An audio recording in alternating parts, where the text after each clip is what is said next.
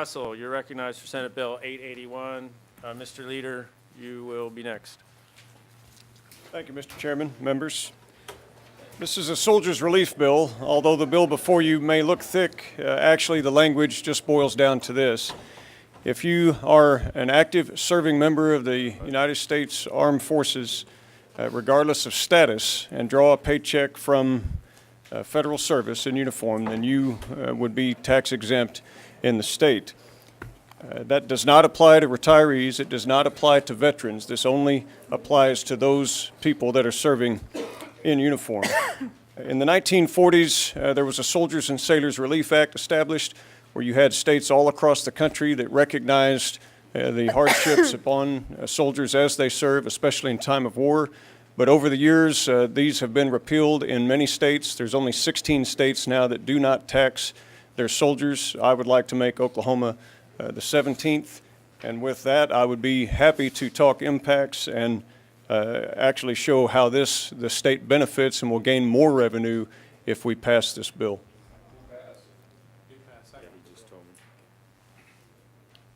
Do pass by Senator Aldridge. Do pass by Senator Aldridge, a second by Senator Johnson. You got to ask a question, Senator Allison? Okay, Senator Allison for a question. Thank you, Mr. Chairman. Senator Allison for a question. Thank you, Mr. Chairman. This under these benefits, do soldiers pay federal income taxes on the income? Is that correct? Yes, they will. However, even some states provide offsets to those. Ours does not. It varies by state law across the country. There are combat pay exclusions, but that would not apply in this case. Those exclusions are already there. Okay, let me just correct me if I'm incorrect. But if the income is exempt under state income tax, and I believe we have a deduction, would it not increase their liability on their federal return? Well, what this merely addresses is the state impacts. Currently, we provide a $1,500 exemption. What that means is that the first $1,500 of a soldier's pay, which roughly equates to about a private's pay for a month or a sergeant's pay for half a month, then that would be exempt, but all the remaining pay for the entire rest of the year would be taxable. Currently, you have a situation where we are a donor state. We are the second highest recruiting state in the country, but we lose the number of military to other states who do not tax their individuals at a very rapid rate. And what this would do is make Oklahoma a gaining state, and we actually would gain millions of dollars in revenue by being an acquiring state to our military personnel. And we're set up for just that with 5 bases and a large military population. Senator Jolly for a question. Thank you. Senator Russell, I appreciate your support of my bills in committee, and I will do what I can to help you out as well. First off, can you tell us the fiscal impact that you think we would have Sure. From revenues that would be lost? Well, the first impact, there would be no impacts in '09. There would be $5 million estimated in 2010, and then slightly because of an increase in the way we do our recruiting. The Tax Commission has estimated a little more than double of that number in 2011. However, right now we recruit 2,700 to 3,000 soldiers a year of all branches of service. Over a 4-year enlistment, which is what they enlist, you would gather a population of 12,000 rather, where they're all still in uniform. Of that 12,000, you would think that we would retain them, but we don't. Of all Oklahomans nationwide and deploying around the world that claim Oklahoma as their state of residence, it is a little under 10,000. And so what this shows you is that we are losing soldiers even from our recruitment base. If you follow soldiers from the course of their career over a 4-year period, re-enlistments, and then 20 years, and you took a snapshot of what Oklahoma should have from its recruiting base, that figure should be 54,000 soldiers coming from Oklahoma that are serving.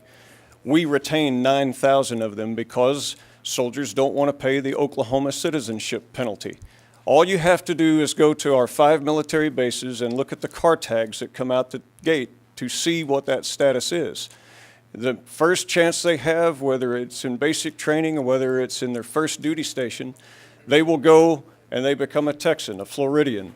Patriotic states like Nevada, Illinois, and New York even tax soldiers less than this state. And so what this would do is add a potential of tens of thousands of soldiers that, as they're stationed here, we base 32,000 military active serving personnel in our 5 bases. We have the potential to acquire tens of thousands of them as an acquiring state. Now, what does that mean? Well, look at it simply like this. When Joe comes home from Iraq with his big bonus check and he marches down to the Ford dealership and buys a $28,000 Mustang Cobra, he pays his excise taxes not to Oklahoma, he pays them to Texas. And so what we see is that for every 10,000 soldiers that we would gain, which we would, you would acquire 6 million additional revenue in the state coffers just off of motor vehicle fees, license for drivers. You would also have, in the same regard, your tags at $75 and $85 a pop. $6 million we lose for every 10,000 soldiers that we do not retain. Yes. Yes. We have a due pass by Senator Ivester, a second by Senator Aldridge. You withdraw your question, Senator Jolly? Any debates? Any debate? Seeing none. Final thoughts, Senator Russell, to close debate. I would just say this, members, that this is not a losing bill. This is a gaining bill for the state and for all of us. Thank you for your Clerk, consideration. call the roll, please. Senator Adelson? Patriotic. Senator Aldridge? Senator Ford? Senator Gum? Senator Ivester? Senator Johnson? Senator Jolly? Senator Nichols? Senator Reynolds? Senator Rice? Senator Sparks? Senator Wilson?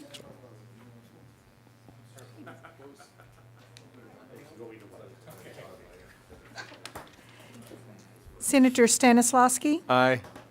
Senator Mazie? Aye. 13 ayes, 1 nay. Senator Lamb?